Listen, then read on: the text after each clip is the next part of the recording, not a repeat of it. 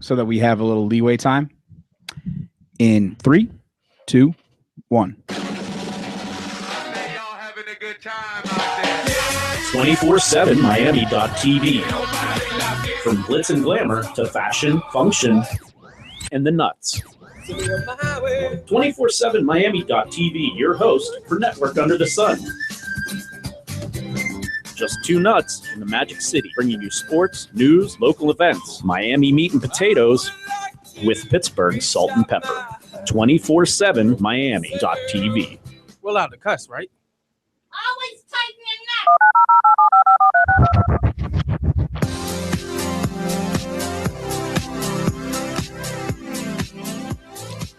3-5 Network Under the Sun, heard exclusively through 24/7 Miami.tv. We're running late today. We don't have Miami meat and potatoes, Los is gone, or Pittsburgh salt and pepper. We ain't got Craig today. Hey, but Chris, they can't tell if it's late or not. It's on time on YouTube. In the studio, as you just heard, we have Louis Chacon, owner and operator of 24/7 Miami.tv, where you can hear all the station's excellent programming. Follow him on Twitter at 24/7 Miami for the latest up-to-date programming. Angela Guevara, host of Dirty Laundry, your best bet for entertainment news, is going to be here as well. It's at Dirty Laundry for her on Twitter, and she will be contributing later on in the show. I'm the lone nut today, your favorite jerk, Unpopular Chris, obviously at Unpopular Chris on Twitter. A great follow if you need somebody to be angry at. Well, lots of stuff happening over the past 7 days. Angie has some comic book movie news. That'll really annoy LC. We have some droids that can help you pick out paint colors and a whole lot more. And we'll get to all that. But first up, yesterday was election night. And it was more one-sided than if Tyson had fought an infant. Let's start with the House. On Monday, the Republicans held a significant 230-seat to 192 lead over the Democrats. That shifted 13 seats in favor of the good old party. Now, they currently hold a 243 to 179 advantage. So 57% of the House is now leaning right. While that sounds close to half, don't kid yourself. It's a substantial advantage. Now, before Tuesday, it didn't really matter because the House couldn't pass red partisan legislation because the left-leaning Senate wouldn't play along with it. Well, then Tuesday happened. The Republican Party swept the Senate races. They gained 7 seats while losing none. None. The Reds now hold a 52 to 43 seat lead. And I know what you're saying. Well, Chris, that's only 95 seats. They still have 5 left to go. Well, that doesn't matter. They can't even come close to evening it out. They hold the majority advantage. 2 of those seats are actually held by independents anyway. So even with the remaining 3 seats, you're still going to be outnumbered by 6 votes if they all go towards the left. So what does that mean? Well, for the first time in 6 years, President Obama is going to be somewhat irrelevant. He's instituted most of his policies through executive actions because he couldn't get Congress to vote together to go along with his plans. Well, now the GOP controls both sides of the Capitol. They're going to pass tons of legislation over the next 2 years, enough to fill Obama's inbox with federal laws awaiting his signature. Many of these will be to repeal Obamacare, immigration reform that tightens the borders, and voter laws that make it harder for typically left-leaning immigrants to vote on the blue side. But does that matter? Can the president veto all these bills? Yes. Yes, he can. But that puts the president in a bit of a pickle. He'll be the guy that's blocking legislation that's supported by elected officials now instead of being the guy that was a proponent of them. One last wrinkle before I bring in Lewis into this conversation. Every time in U.S. history when Congress changed to the opposite party in the 6th-year elections, the following presidency went the way of the newly controlling party. This means if history holds up, we'll be looking at a Republican president taking office in January in 2017. So here it comes, America. Get ready for the good old U.S. of A. Now that I've been talking for a good long while, I want to bring in our co-host, Lewis. Hopefully you've been listening. What do you think about all that? Oh, it's going to be a long 2 years. 2 years. It's going to be a long 6 years from here on out. You see, I'm not going that far yet. I know. I heard what you said about, I know the House and it's control the Senate and it leads to gaining the presidency. But I'm looking at these 2 years right now. I mean, I know what you're saying about the 4 years. Let's wait till we get to that point. But yeah, it's going to be a rough 2 years. Well, here's the way it's shaping up to be. we have a Republican-controlled Senate, a Republican-controlled House. They are going to be introducing tons and tons and tons of legislation. Obama's not going to be able to veto it all. He'll look like a complete idiot. Now, you're going to have the entire country thinking that he is the problem. And what happened last time we thought the president was a problem? That was George W. Bush. And let's not kid ourselves. He was a big problem. He was awful as president. So most of the country was like, we need to go the opposite direction. Anybody running under the Republican ticket is not going to be the answer. So they said, sorry, John McCain, we're going to give President Obama a chance here. And now it's going to be the exact opposite. Well, I mean, I know this, it's a cycle. It's how it goes with the Democrats and Republicans. Now, yes, I have leaned more towards the left in my voting choices. But I just want to say, what about the Tea Party? What is Tea Party going to be doing behind the scenes? I'm thinking if I'm the Tea Party, I'm trying to do some other pushing my own agenda through the Republican Party, and then as a Democrat, I hope a little bit of chaos between them. Well, here's the thing. I mean, I don't think that's going to happen. First of all, the Tea Party does great as long as the Republican Party is in office. So they're going to do everything to keep the entire area red. They're not going to try to fight and do too many things in-house that's going to make people want to, turn sour to the Democratic Party. Like, say what you will about the Tea Party. They're a bunch of nuts. They're a bunch of right-wing Christian following. I'm going to go ahead and just vote with the Bible and think that everything is good old 1950s hunky-dory. Gays can't be married. I hate anything that's progressive kind of Tea Party candidate. But they are going to go ahead and stick with their party because that's how they remain in power. They can't come at the Republican Party from the right-hand side because they'll get destroyed. It just doesn't make sense for them to do that. Why not? I mean, I think it's more of a chance where you have an opportunity now that the Republicans have power. Now you can try to push your own agenda within the Republican Party. It's kind of like that. Like I guess in college football, SEC, SEC East, SEC West. It's SEC. Yes, you want to beat the SEC, whatever team comes out of it. But if whatever the Tea Party pushes their own agenda, the Democrats can pound and say, hey, look what they're doing. They don't know what they're doing. They're doing it wrong. I think as a Democrat, I think that might be a strategy. That's probably the way to go as a Democrat. I don't see the Tea Party giving them that kind of option, or the Republican Party in general. The Republican Party is basically, they know what they're doing at this point. You know what they're doing? I think so. Do you see what the kind of numbers that they swept by? Let me go ahead and bring this up. Maybe you could take a look here on my computer. In the Senate, they gained 7 seats and lost 0. I know, but how many within those are Tea Party guys? Off the top of my head, I wouldn't know, but they're running red. I'm just saying that. Take a look at this map. I don't know. I know what you're saying. I know that they have control of a lot. I'm just saying, if you're a Republican, from the old school, keep an eye out for the Tea Party not to try to hijack your party again and try to change your agenda. It's something to think about. I don't think it's going to be concerned, especially as far as the Republicans go. As long as they're in power, that's all they really care about, because now they can go ahead and put forth the legislation that they want, and the president really has nothing that he could do about it. Now, I got to take Democrats to task here. I am currently a registered Republican. I have no problem saying that. I registered when I was in high school. That was 14 years ago. I didn't really know what was up right then. When I take a look at all the policies out there, I tend to lean left into the blue a little bit myself. Truth is, I'm of the George Carlin ilk where I kind of don't participate. I just watch and see how people are screwing themselves up. And Democrats are screwing themselves up. Just listen to this right here. I know it's based on comedy. However, this is the basic understanding of the most, not the understanding, but the basic attitude of most liberals in America. So even when I vote, right, which I don't, but even when I think about who I would vote for, right, I don't even look at their political policies. I just look at their character. That was from Dave Chappelle's Killing Them Softly. Now, it's a hilarious comedy sketch, hour long of nonstop laughs, but there's a little bit of truth in every comedian. And the truth is, Democrats don't turn out for votes unless it's for the presidency. Yeah, that's how it's been lately. Yeah, they don't come out. No, they just sit back and think. I'll take that back. I think it's always been like that.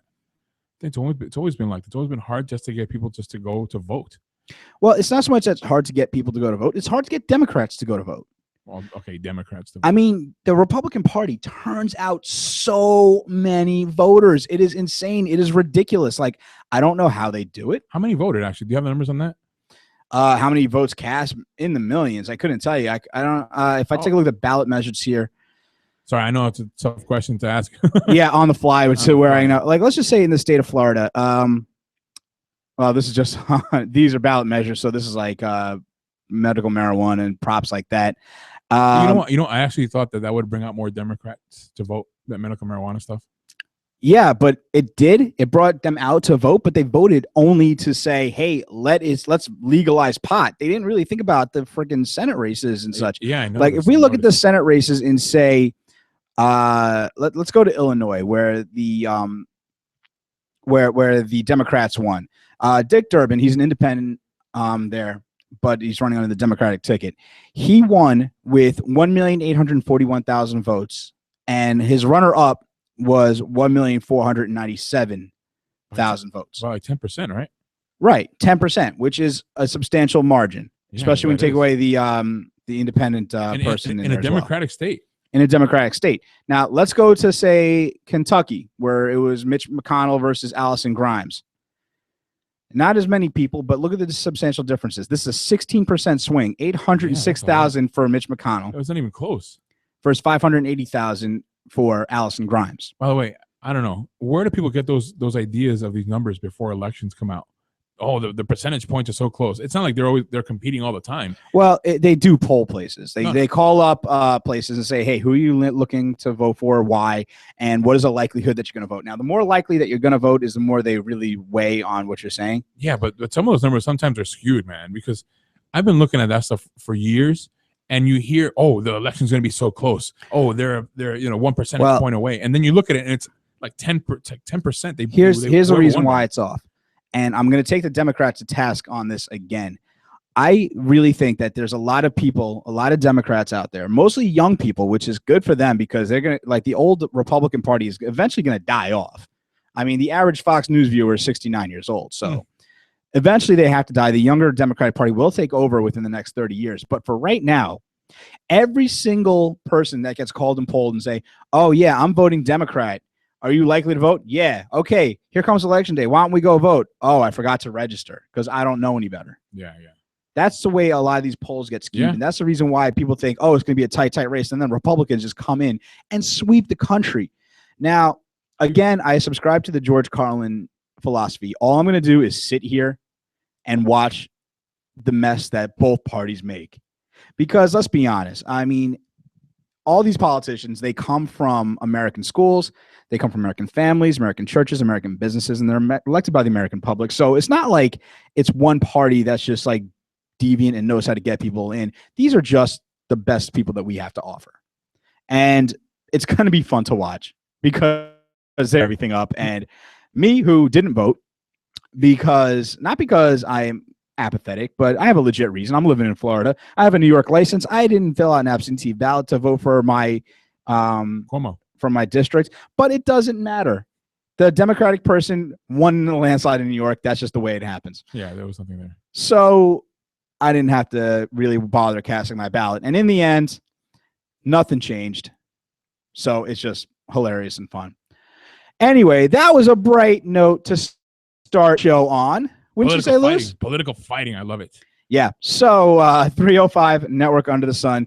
Stick around with us. We are going to come back in just a little bit. We're going to talk a little about some entertainment news, some movies coming on out, and maybe we'll talk comic book movies just to piss off Lewis. 305 Network Under the Sun. Follow me on Twitter at UnpopularChris. Follow him at 247 Miami. And stick around. We'll be right back.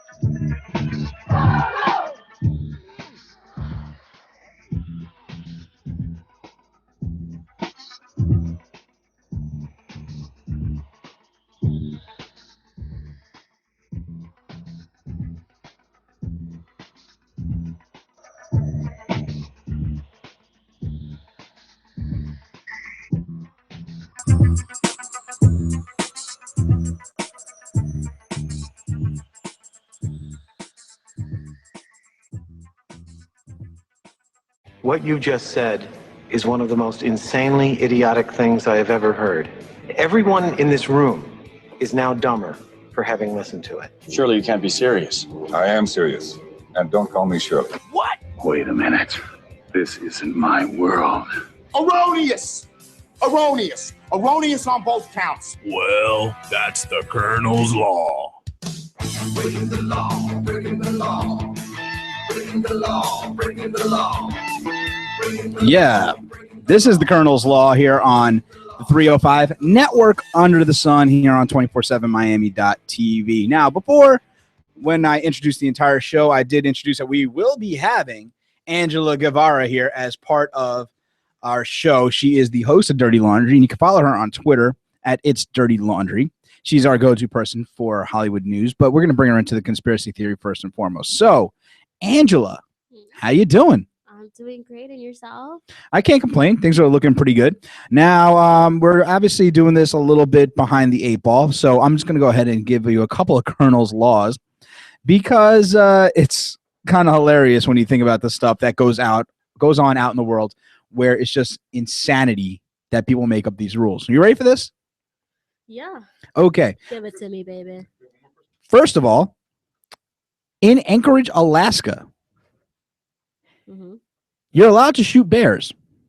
But if you wake one up while it's sleeping just to take a picture with it, you're going to be fined $100. What? I understand don't mess with the bears. Like, I get that rule. But why would it be okay to kill them if you're not allowed to wake them up? Like, if you were to put a bullet into a bear and then, like, would you have to make sure it died before you took a photograph of it? Because putting the bullet in there would go ahead and wake it up, wouldn't it? Yeah. Dynamite drop in there, Angie. Thank you for participating in the show. I'm just like, I'm just like, it doesn't make any sense though. It's like you can shoot it. Now, Lewis is flagging me down right now. Before we go any further, there are a couple guests in the studio, which I didn't pay attention to because my back is turned. We have Mase and Victor. How you guys doing? Shout from the back. That's not shouting from the back. That was very muted, and I barely heard you guys. All right. Thank you guys very much. Now, let's move on to the second Colonel's Law. First of all, if you are in Lawrence, Iowa, you're not allowed to sweep dirt from your house into the street. which sounds like a nice commonplace law. Yeah, clean yourself up, be nice and clean. Now, the penalty here is the same as in Alaska, where if you wake up a bear, it's a $100 fine. But on top of that, you have to spend 12 hours in jail. Oh, oh man. Whoa. It is Whoa. a mandatory fine, 12 hours in jail. Where are you supposed to put the dirt? I guess, you know, you sweep it into a dustpan, you put it in the trash, and you do it properly. You just don't throw it out into the street. But still, regardless of that, it's 12 hours in prison for dirt in the street. Like, how clean of a town is that? Who thought of this rule? Very clean. Who was the person that was like, you know what? There's too much dirt in the street. Probably an eco activist. Probably the Really, an eco? I would think it's more like a hypochondriac. maybe Most likely germs. Germs. Germs. All right, one more thing to get onto, and before we continue moving forward, we have a rule coming out of Baltimore, Maryland.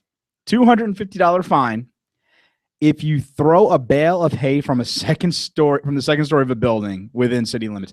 I didn't know they had hay in Baltimore.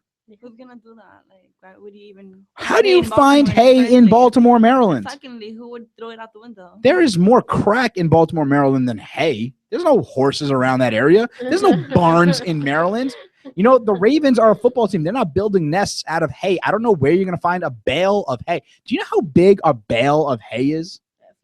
Like, a bale of hay is one of those big rolled up things you see on the side of the road. It is insane. I don't think that they would even have hay, or even people who with the tumbleweed. Yeah, I don't even think tumbleweed. they would have that in Baltimore. Let alone that's the reason that It doesn't make sense that they would have that in Baltimore. That law, probably. Like, do they have But any other ones? here's the like thing. that? Here's the thing that I got to bring up to you guys, because we go through this every single week. You do not make a rule unless somebody did something that required you to make that rule. Like, when you see a no diving in the hot tub sign, it's put there because some idiot dove into the hot tub. Head first. Yeah, basically, that's what a dive is jumping into a place head first. So somebody did that. Somebody sued a hotel because there wasn't a sign saying don't dive into the hot tub. And now the hotel says, hey, we're going to put up a sign that says don't dive in the hot tub. So who was the moron that threw a bale of hay in Baltimore, Maryland out of a window, and what damage did it cause? I'm going to turn to Mase first. What damage did it cause? I think that it fell on top of somebody, and then that person fell on the floor. And That is very practical, probably exactly what happened. Angie, think of something funnier. Have you guys ever seen what's it called, 1,000 Ways to Die in the West? No, I haven't, so No. please do not spoil anything. There's just a lot of things go wrong. So it probably is just like when you just threw in the second floor, someone died.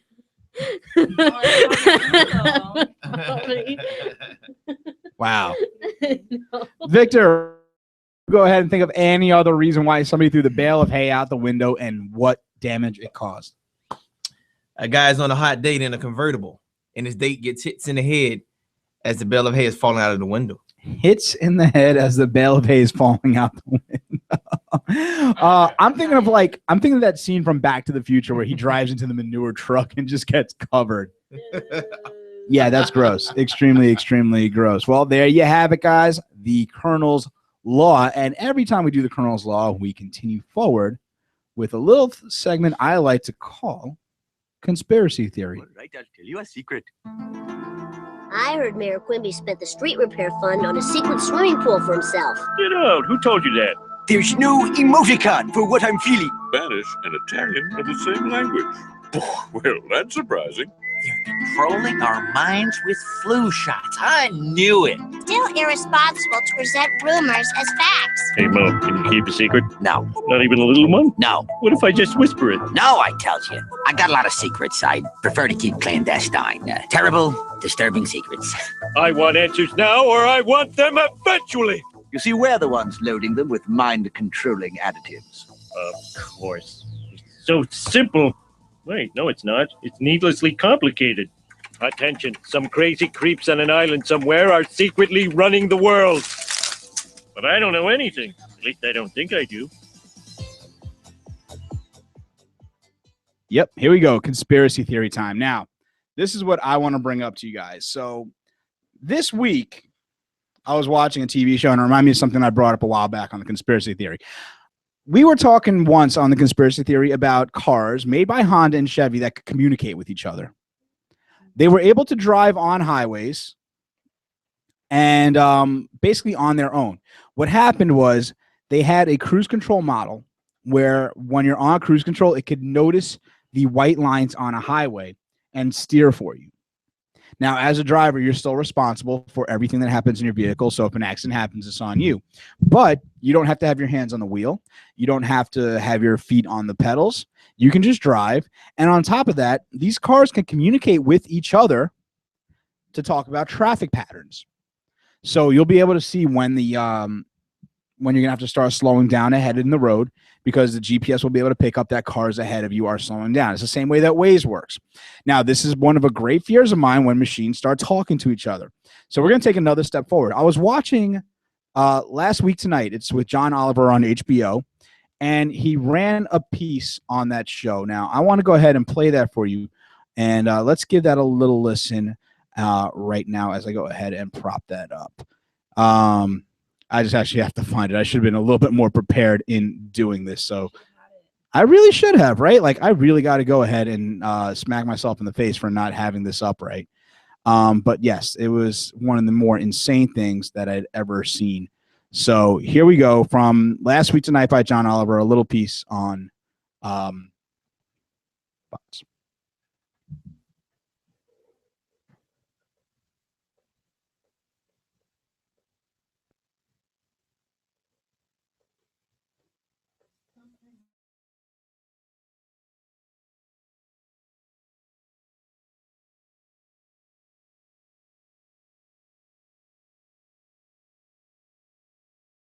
You're looking for. Yes. I'll take you. All right. So since that didn't work out as well as we heard and you guys didn't hear it too well, I'm going to try to play it one more time for you as Lewis gets back on in here and actually runs my board for me. Here we go one more time. Lowe's is testing out robotic shopping assistants at one of its smaller hardware stores. Hello, I am Oshbot, the Orchard Store robot helper. What are you looking for today? Where can I find more of these? Is this the item you're looking for? Yes. I'll take you. That's right. Lowe's is implementing R2-D2 style droids that can assist customers in where to find products in their stores. Machines are taking over. That's exactly the way I feel. It was nice. It was nice having a job. So Right. it was nice knowing all you Forget about guys. Indians taking over our jobs.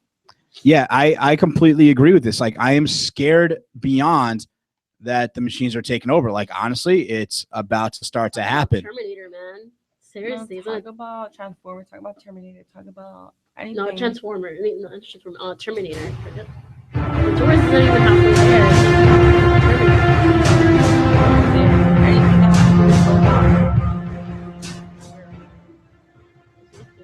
I mean, no. In all seriousness, think about this. You have these robots that can decide where, not so much decide. You can, like, they show the police when he says, "Can you help me find this?" He's holding up a nail, and the screen on the robot mimics the nail, shows an exact model, all the details on it, says, "Is this what you're looking for?" He says yes. The robot turns around and says, "Follow me." So not only can it visually recognize objects, it has enough memory to know exactly where something is stored. Maybe if something's even moved, it can look for it. We have vehicles that can talk to each other and self-move. They drive themselves. These are baby steps. That's scary. But these robots are going to exist in the future. Like, it is insane that this is going to happen. I want to mention that I mean, we have like drones now flying around, and what Google and Facebook buy those things. If I'm not mistaken, the drones are controlled by people. But I mean, these are steps here that show that we don't need people to run these machines. Oh no, That's right. another Marvel movie. Come to life. Another Marvel will come to life. I think that well, again, it's I not don't a even know Marvel what to movie think comes of tonight. that. This is Skynet. this is Terminator happening Yeah, as we it's not even speak. close to Judgment Marvel. Day is around the corner. Yeah, it's not even close to Marvel. It's pretty much close to it's Terminator. That's exactly what we're going to be experiencing. Just hopefully, it doesn't get out of control. Let's just hope people don't die. Yeah.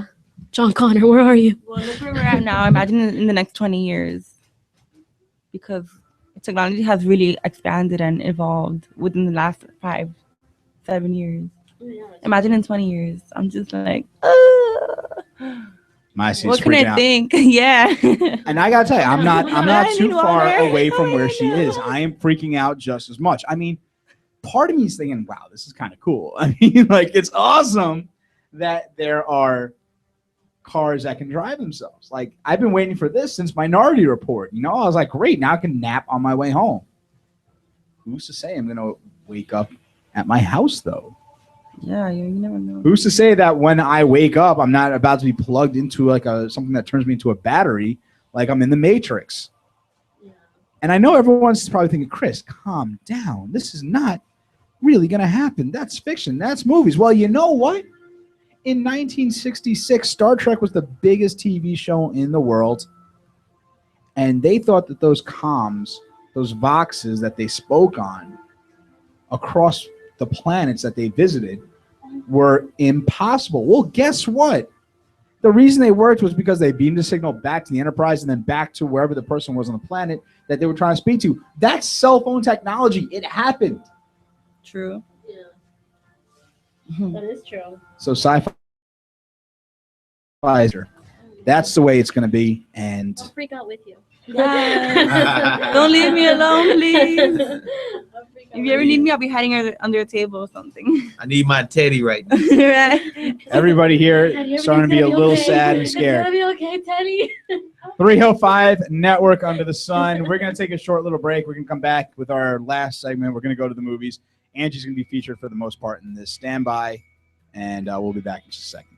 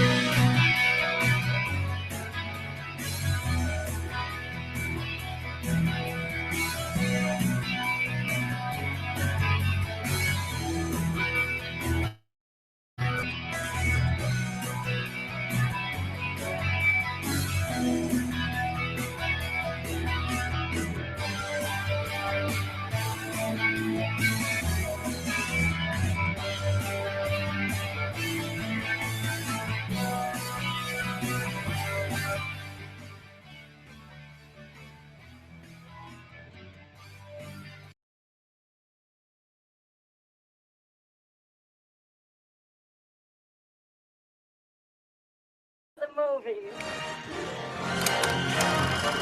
can't believe this. I mean, this is worse than the first one. Just can't walk out of the drive-in. People pay good money to see this movie. When they go out to a theater, they want cold sodas, hot popcorn, and no monsters in the projection booth. We just show these movies, madam. We don't make them. Welcome to the movies. Welcome to the stars.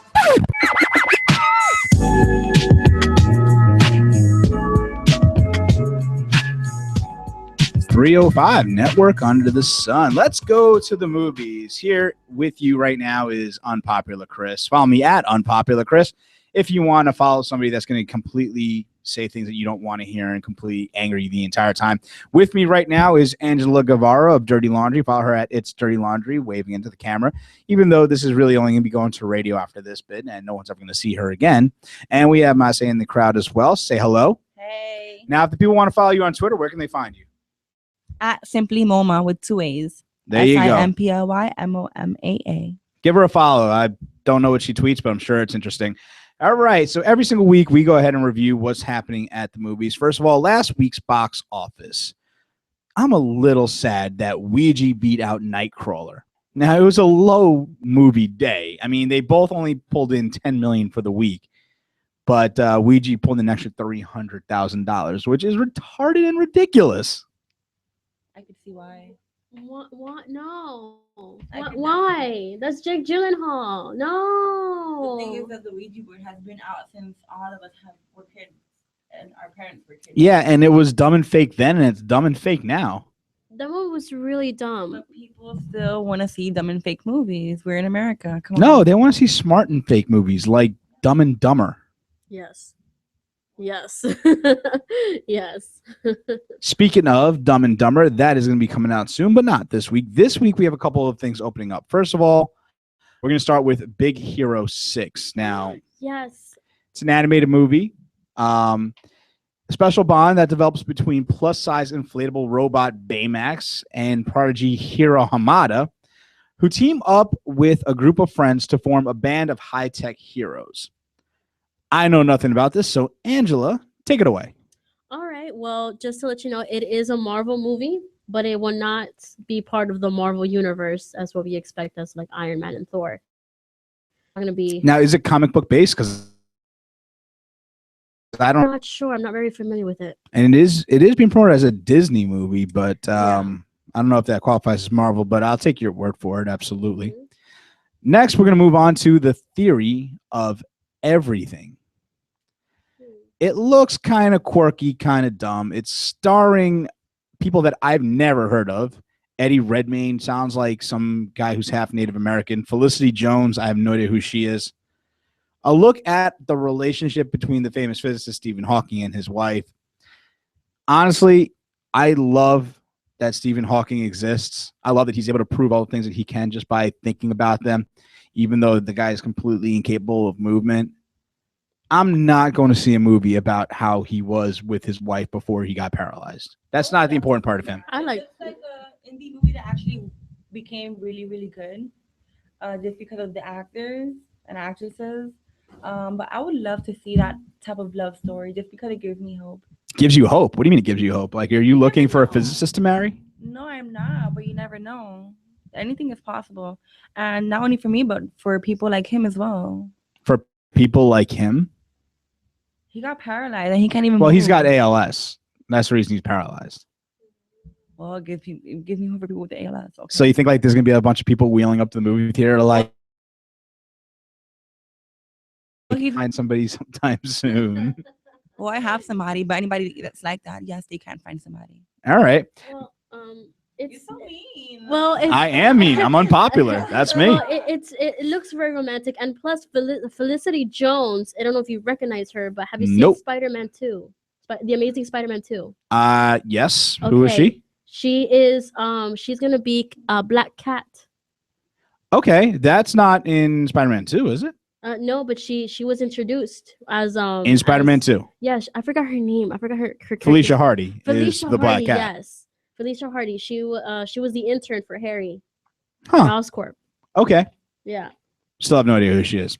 Whatever. She's Now, moving forward to the movie that's going to destroy everybody else this week, the only one that really matters, that is Interstellar. Matthew McConaughey, Anne Hathaway, Jessica Chastain, directed by Christopher Nolan. A group of explorers make use of a newly discovered wormhole to surpass the limitations on human space travel to conquer the vast distances involved in interstellar voyage. I am so amped about this. Yeah, me too. This is the movie. See, listen, if there's a movie Stephen Hawking was going to see this weekend, it would be Interstellar. He's not going to go see the movie about his love life. He wants to learn about wormholes. So I'm with Stephen Hawking. I am going to go see this movie this weekend. I agree. I'm still not a Matthew McConaughey fan. Really? No. I'm still not. Just because he won an Oscar does not mean anything. All right. I was a Matthew McConaughey fan since like Dazed and Confused, though. He was hilarious back then. He was then, not anymore. Ed TV was a cool movie. He still is a really good actor too. I'm sorry, but Leonardo DiCaprio deserved that Oscar. I'm still pissed at that. And what movie did he deserve it for? Or The Wolf of Wall Street. I never saw it, so I can. You have to see The Wolf of Wall Street. That's Why do I have to see that? That's a really, really good movie. And Matthew McConaughey in that movie was awesome as Isn't well. that movie like 4 hours long? I don't remember. I think it's like 3 maybe. I do not have the time to waste on that. Let's find out it was before. really good. I'll watch And that is? The Wolf of Wall Street has a listed runtime of 180 minutes. That's 3 hours long. Yeah, like I said. What is with DiCaprio making long ass movies? I love DiCaprio. He's the best. Okay, yeah, but I like him for like 90 minutes at a time. Why does he got to go double that? Because he's a great actor, and I could like literally stand there and see him for 4 hours. See, the thing is, if you three. ask me, would I rather watch 3 hours of DiCaprio or an hour and a half of Adam Sandler? I'm going to take Adam Sandler because an hour and a half is much more tolerable than 3 hours of the same dude. The thing is that in Wolf of Wall Street, he has different phases that he goes through, and it's like it goes awesome until the end. If I was to watch The Wolf of Wall Street, I'd have to do it in like 4 sittings. Well, I saw it 4 times, so. Wow, you spent 12 hours of your life. You spend a half a day on The Wolf of Wall Street. Wow. I mean, I spend more time on that on I'm a Home Alone, fan. but it's a better movie. I'm a fan, okay? Now, the main thing about today's movie segment is that Angela has some news to drop. So I'm going to drop the mic for a second and let her go ahead and speak. Okay, so we were talking about Christopher Nolan, right? So he took a swipe on the Marvel movies. He said, because everyone pretty much when they watch a Marvel movie, we all stay after the credits, right? Right? Usually. Yeah.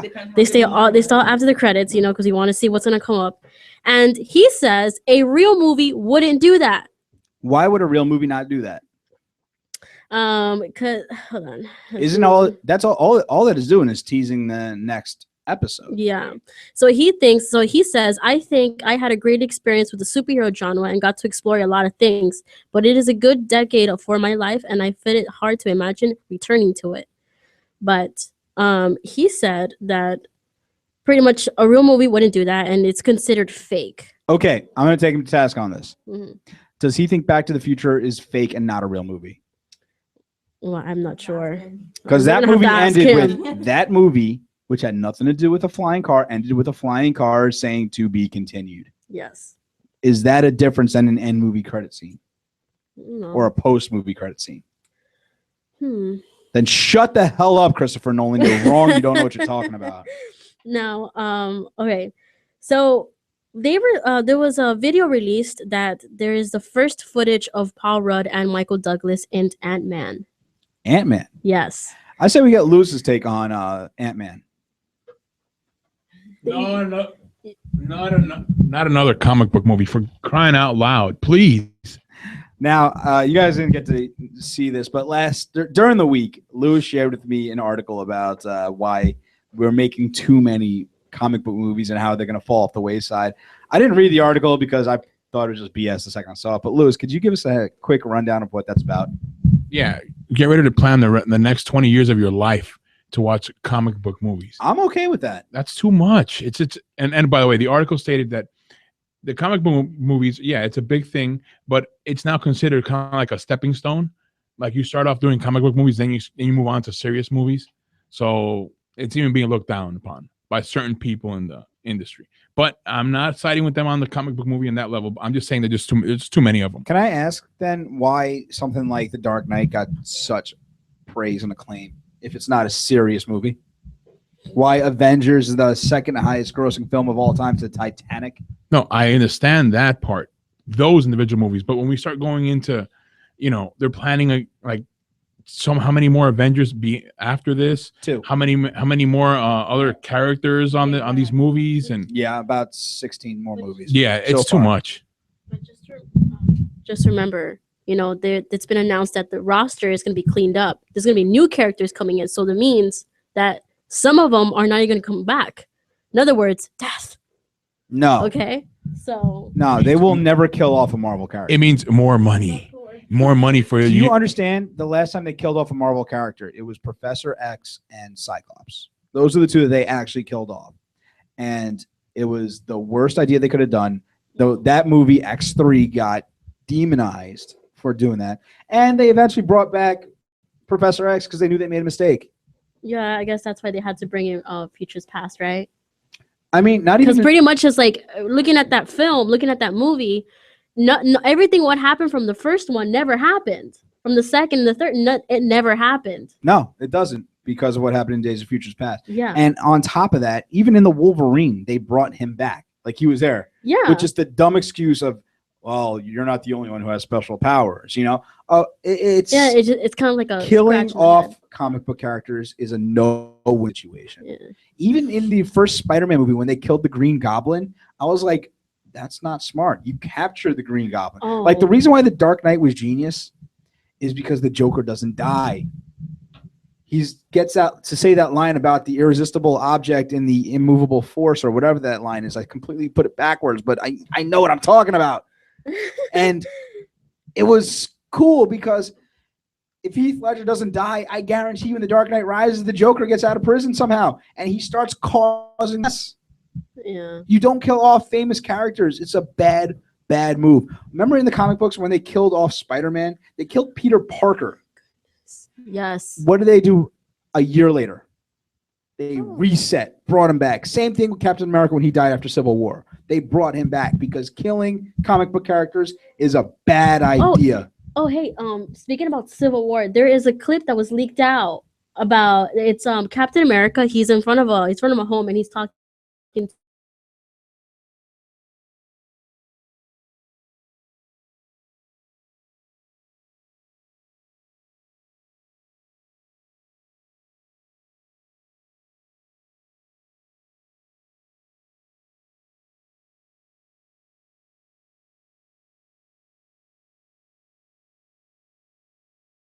He breaks an axe in half because he was so mad at Tony pretty much going to the side of Hydra. Tony going to the side of Hydra, or Like- Tony just like saying, he- "Hey, we could work with them." Yeah, like not like yeah, like working with them pretty much. Yeah. So that's pretty much like a head start for Civil War to happen, right? Yeah, I don't think. I mean, the Civil War in Marvel was based upon what it was called the Superhuman Registration Act. Yes, that because that's like oh my god, I'm like my head's like going everywhere right now. But yeah, there's so it's just like that clip. It's just like pretty much showing how much like tension there's gonna be when these movies start releasing one by one. It's like so there's gonna be so much tension between all the characters. You can see it by that one clip. And also speaking of like Spider-Man from the back in the days, I got really pissed with Spider-Man 3 because first of all, you only see Venom like 3 seconds, and second, Gwen Stacy's not supposed to be there. She's supposed to be dead. So that kind of pissed me off. Why is Gwen Stacy supposed to be dead in Spider-Man 3 in the original? She never died in that one. She never faced the Green Goblin. Well, she's not supposed to be. She's not supposed to be there. I think Angie doesn't realize that when the mic's not in front of her, we can't hear her. Yeah, yeah.